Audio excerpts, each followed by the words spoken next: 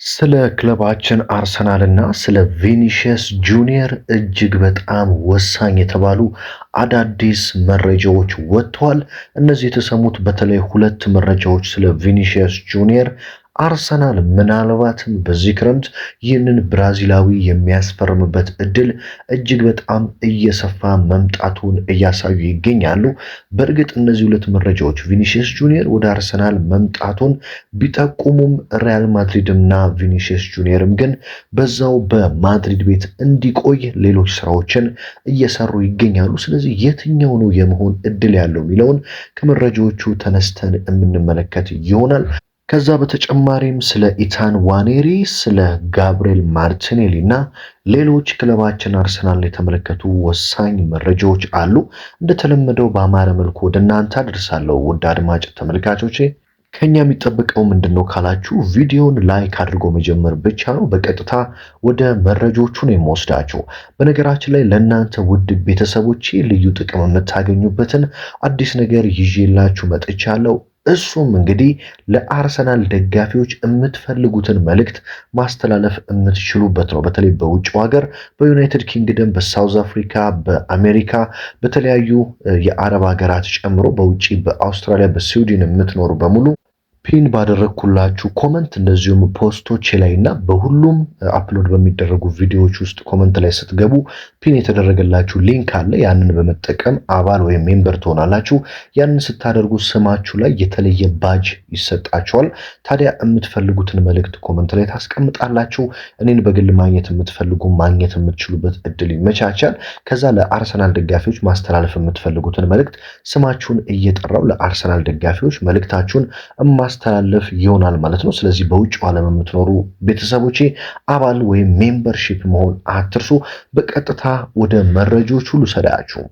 እንግዲህ ቪኒሺየስ ጁኒየርን ከተመለከቱ የዝውውር መረጃዎች ነው የምንጀምረው። ምክንያቱም ሁላችሁም በኮመንት ላይ የቪኒሺየስ ጁኒየርን መረጃ እባክህ ቶሎ ቶሎ አድርሰን ስትሉኝ ስለነበራችሁ ማለት ነው። በዚህ ክረምት እንግዲህ መላው የአርሰናል ደጋፊ ራሱ አሰልጣኝ ሚኬል አርቴታን ጨምሮ በአርሰናል ቤት ቢሳካና ቢመጣ ብለው እየተመኙ የሚገኙት ዝውውር ይህ የቪኒሺየስ ጁኒየር ዝውውር ነው። ምክንያቱም ይህ ተጫዋች መጣ ማለት ለረጅም ጊዜ ስንቸገርበት የነበረውን የግራ ክንፍ የነ ማርቲኔሊ ከዚህ በፊት የነ ትሮሳርድን ቦታ በሚገባ መሸፈን የሚችል ተጫዋች በመሆኑ ማለት ነው። አሰልጣኝ ሚኬል አርቴታም እንግዲህ አርሰናል በቀጣዮቹ ዓመታት በአውሮፓ መድረክ በፕሪሚየር ሊጉም ሆነ በሻምፒዮንስ ሊግ ነግሶ ንግስናውን ለማንም ሳይሰጥ ለመቆየት የቀረችን ክፍተት እቺ የግራ ክንፏ ናት ብሎ ነው የሚያስበው። ለዚህም ነው እቺን ቦታ በቪኒሺየስ ጁኒየር ለመሙላት የተቻለው ሁሉ እንዲደረግ ጥረት እያደረገ የሚገኘው። ታዲያ ትላንትና የወጡ ሁለት መረጃዎች ለአርሰናል በጎ መልክ የያዙ ናቸው። አንድ መረጃ ደግሞ ለአርሰናል ጥሩ ያልሆነ መረጃ ነው። ስለዚህ ከጥሩዎቹ ነው የምንጀምረው። የመጀመሪያው ቪኒሺየስ ጁኒየር በዚህ ሳምንት ወደ ሪያል ማድሪድ ልምምድ እንደማይመለስ ተረጋግጧል። ቪኒሺየስ ጁኒየር ወደ ሪያል ማድሪድ ልምምድ የማይመለስበት ዋነኛው ምክንያትም እንግዲህ ከማድሪድ ጋር ባለው የኮንትራት ጉዳይ ወይም በቆይታው ላይ ጥርጣሬዎች እጅግ ከፍ እያሉ በመምጣታቸው ወደ ማድሪድ አለመመለስን መርጧል።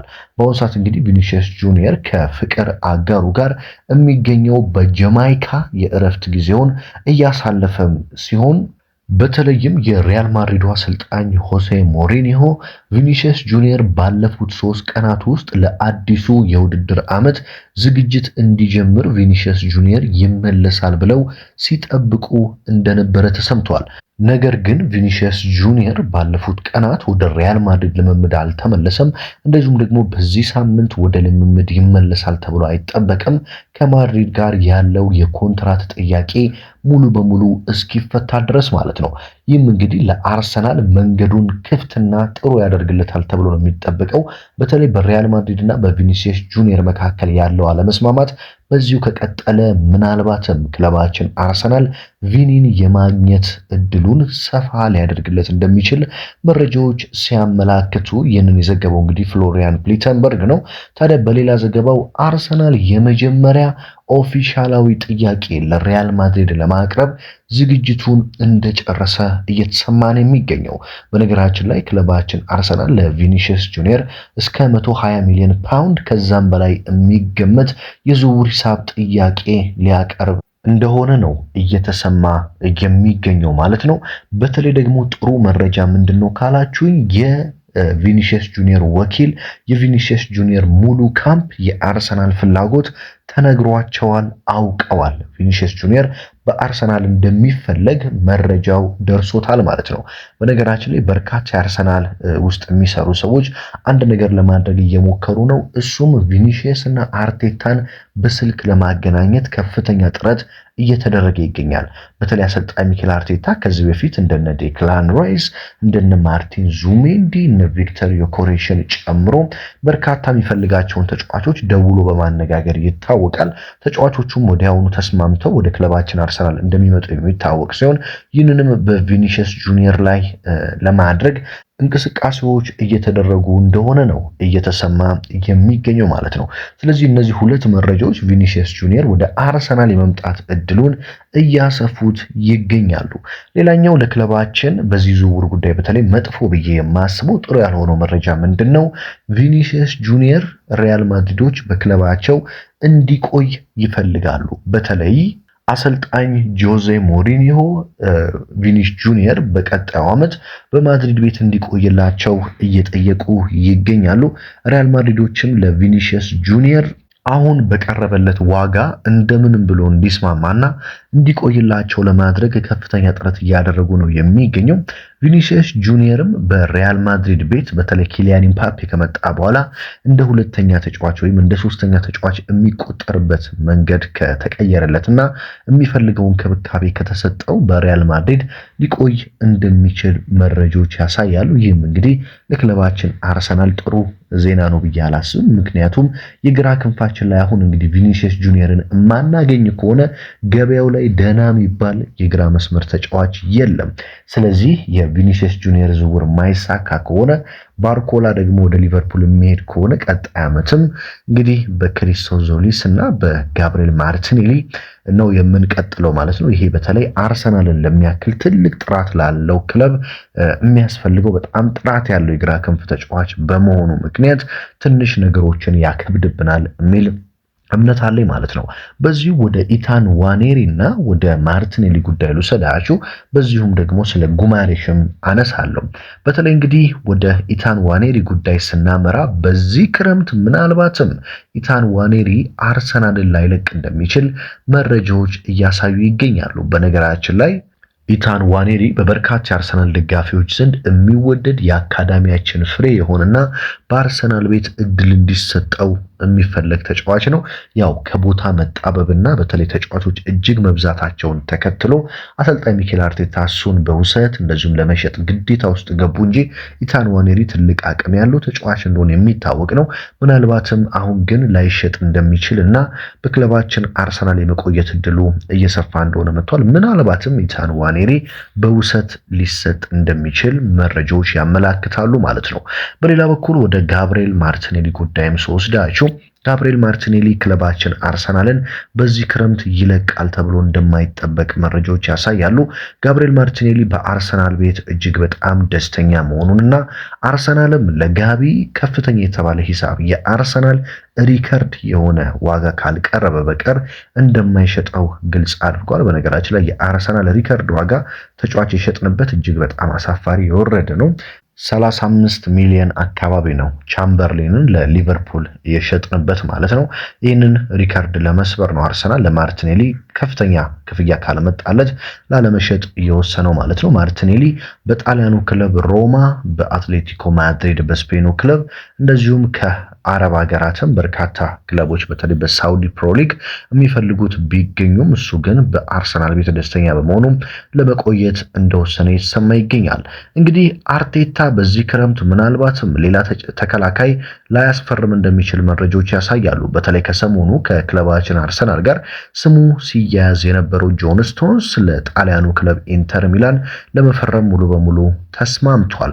በነገራችን ላይ ይህ ጆን ስቶንስ ብዙዎች በእድሜ እጅግ የገፋ መሆኑን፣ ሁለተኛ ደግሞ ኢንጁሪ ፕሮን ወይም ደግሞ የጉዳት ሰለባ ዝም ብሎ የሚሆን ተጫዋች በመሆኑ አርሰናል እንዳያስፈርመው ሲመኙ ነበር። በስተመጨረሻም ጆን ስቶንስ ለአርሰናል አይፈርምም፣ ወደ ጣሊያኑ ኢንተር ሚላን የሚሄደው።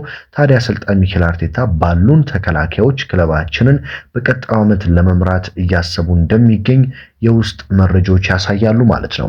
ወደ ብሩኖ ጉማሬሽ ጉዳይ ስወስዳችሁ ደግሞ የብሩኖ ጉማሬሽ እና የአርሰናል ዝውውር እንግዲህ እጅግ በጣም ውስብስብ ከሚባሉ ዝውውሮች ከፍተኛ ወይም አንደኛው ልንለው የምንችለው መሆኑን እነ ዴቪድ ኦርንስቲን እንደዚሁም ፋብሪዚዮ ሮማኖን አሌክስ ክሩክን ጨምሮ እነ ሳሚ ሞክቤል እየዘገቡ ይገኛሉ።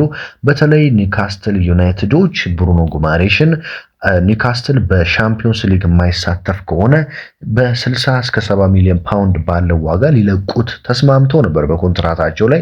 ነገር ግን አሁን ይህንን ቃላቸው እያጠፉ መገኘታቸው ብሩኖ ጉማሬሽን እንዳላስደሰተው እየተሰማ ነው የሚገኘው። በነገራችን ላይ ብሩኖ ጉማሬሽም በዚህ ሳምንት ከኒውካስትል ዩናይትድ ጋር ልምምድ መጀመር አይፈልግም። በቻለው አቅም በአርሰናል እና በኒውካስትል መካከል ሰላማዊ የተባለ ጥሩ ድርድር ተደርጎ እሱም ወደ ኒውካስትል ልምምድ ከሚመለስ ዝውውሩን ወደ አርሰናል ጨርሶ ከአርሰናል ጋር ለቀጣዩ አዲሱ የውድድር ዓመት ዝግጅቱን መጀመር እንደሚፈልግ ነው መረጃዎች የሚያሳዩት ማለት ነው። ኒውካስትሎች ግን ትንሽ ጠጠር ብለውብናል ለክለባችን አርሰናልም እንግዲህ ብሩኖ ጉማሬሽ በተለይ ክለባችንን መቀላቀል እንደሚፈልግ ማወቁን ተከትሎ ዝውውሩን ረጋ ባለመንፈስ እየመራው ይገኛል። ብሩኖ ጉማሬሽ ምን አይነት ጫና ኒውካስትል ላይ ያሳድራል የሚለውንም ክለባችን ለመመልከት በመዘጋጀት ላይ እንደሆነ ነው እየተሰማ የሚገኘው። ሁለተኛው ጥያቄ እስካሁን ለምን አልቀረበም ካላችሁ በቃል ደረጃ ቀርቦ ነበር። ነገር ግን በቃል ደረጃ አርሰናል ያቀረበውን እስከ 70 ሚሊዮን ፓውንድ የሚጠጋ ሂሳብ ኒውካስትሎች የመቀበል ፍላጎት እንዳላሳዩ ነው እየተሰማ የሚገኘው። ምናልባትም ከዚህ የተሻሻለ ዋጋ 75 ሚሊዮን ፓውንድ እስከ 80 ሚሊዮን ፓውንድ ክለባችን አርሰናል በቀጣዮቹ ቀናት ሊያቀርብ እንደሚችል መረጃዎች ያሳያሉ ማለት ነው። በነገራችን ላይ ውድ አድማጭ ተመልካቾቼ ከ4 ወይ ከ3 ቀናት በኋላ ቅዳሜ ምሽት የናፈቅነው ክለብ የውድድር ዓመቱን በይፋ ይጀምራል። የፕሪሲዝን ጨዋታዎችን ማለት ነው። ከጄሮና ጋር ቅዳሜ ነው የምንጫወተው። ከዛ በኋላ በየቀኑ ጨዋታዎች አሉ። በየ4 ቀኑ የኮሚኒቲ ሺልድ ጨዋታ አለ ከሲቲ ጋር። የፕሪሚየር ሊግ ጨዋታዎች፣ የሻምፒዮንስ ሊግ፣ የኤፍኤ ካፕ፣ ካራቦ ካፕ ይመለሳሉ። እያንዳንዱን ጨዋታ ታዲያ ከጨዋታ በፊት ከጨዋታ በኋላ ያሉትን ወሳኝ መረጃዎች፣ ውጤቶች፣ የአርቴታን የተጫዋቾቻችን ፕሬስ ኮንፈረንሶች ወደ እናንተ ለማድረስ ከፍተኛ ዝግጅቴን ጨርሻለሁ። ልክ እንዳለፈው ዓመት እያንዳንዱን ጨዋታ የምንተነትን የምንመለከት በጋራ አስደሳች ጊዜ የምናሳልፍ ይሆናል ማለት ነው። ታዲያ እንግዲህ እንዳልኳችሁ ቪዲዮዎችን ላይቭ የመጀመር ኳሶችን ላይቭ የማሰራጨት እንግዲህ ሐሳብና እቅድ አለኝ። ይህንን እቅድ ለማሳካት ደግሞ የእናንተ ድጋፍ ያስፈልገኛል። ስለዚህ የዚህ ቻናል ሜምበር መሆን አባል መሆን በውጭ ሀገር የምትገኙ በተለይ እኔን ስለሚረዳኝና ሰፖርት ስለሚያደርገኝ ሜምበር እንድትሆኑ በአክብሮት ነው የምጠይቃችሁ። ብዙዎቻችሁ እንግዲህ የንግድ ባንክ አካውንትን እባክህ ጻፍልን በሱ ሰፖርት ማድረግ የምንችለውን ማድረግ እንፈልጋለን እያላችሁኝ ትገኛላችሁ። በቀጣይ ቪዲዮ ስለሱም ነገር ማሳውቃችሁም ይሆናል ማለት ነው። እንግዲህ ዛሬ ያሉት የክለባችን አርሰናል የዝውውር መረጃዎች እነዚህ ናቸው። እናንተ ስለ ቪኒሺየስ ጁኒየር ምን ትላላችሁ? በነገራችን ላይ አንድ ነገር ልንገራችሁ። ቪኒሺየስ ጁኒየር ወደ ክለባችን መጣም አልመጣም አርሰናል ከእንደዚህ አይነት ትልልቅ ዝውውሮች ጋር ስሙ መያያዙ እንደ በፊት ተራ ዝውውሮች ሳይሆን ትልልቅ ዝውውሮች ላይ ስሙ መያያዙ ምን ያህል አስፈሪ ቡድን እንደገነባንና ኃያል እንደሆነን ለዓለም እያስመሰከርን እንደምንገኝ ያየንበት ነው ብዬ አምናለሁ። ስለዚህ ይህንን ይመስላል። በቀጣይ ጥንክር፣ በቀጣይ ወሳኝ መረጃ እስከምንገናኝ ድረስ ደግሞ በያላችሁበት ሁሉ ሰላም ተመኘውላችሁ።